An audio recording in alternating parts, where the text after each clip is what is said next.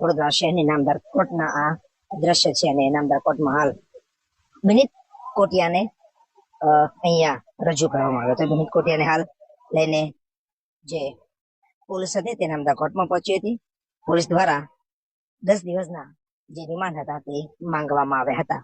ત્યારે હાલ નામદાર કોર્ટ દ્વારા વિનીત કોટિયાને 7 દિવસના જે રિમાન્ડ છે તે મંજૂર કર્યા છે અને હવે આગળની જે તપાસ છે તેને સામે જ આ રિમાન્ડ માંગવામાં આવ્યા હતા.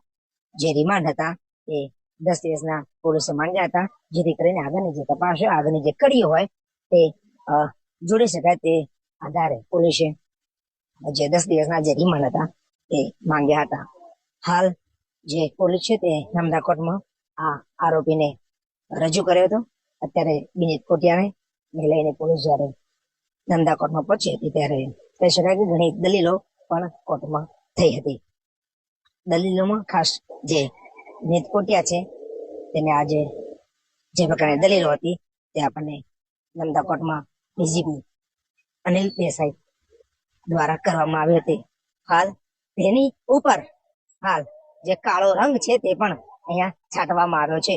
હાલ જે વિનીત કોટિયા છે તેને ઉપર કાળી શાઈ ફેંકવામાં આવી છે. એટલે કે હાલ વિનીત કોટિયાની ઉપર કહી શકાય કે કાળી શાઈ ફેંકીને જે વિરોધ છે તે દર્શાવવામાં આવ્યો છે.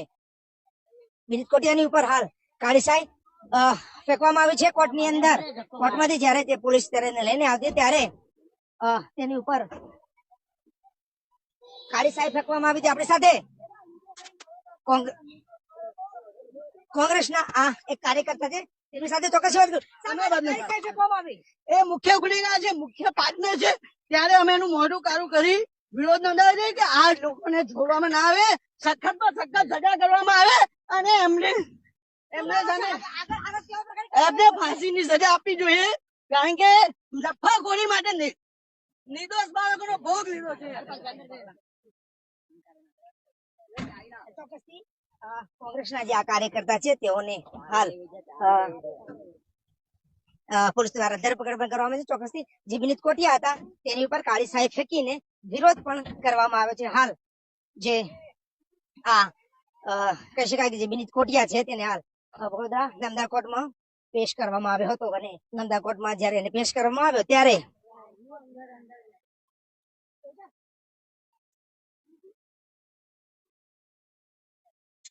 કોંગ્રેસના જે કાર્યકર્તા છે કુલદીપ વાઘેલા તેઓએ નામદાર કોર્ટમાં જે વિનીત કોટિયા હતા તેની ઉપર કાળી શાઈ લખવામાં આવ્યું છે કે developer of lake zone at Harni by Kotia project. સાથે નીચે તેનું ડેઝિગ્નેશન છે તે પણ લખવામાં આવ્યું છે કે managing director at Kotia food private limited.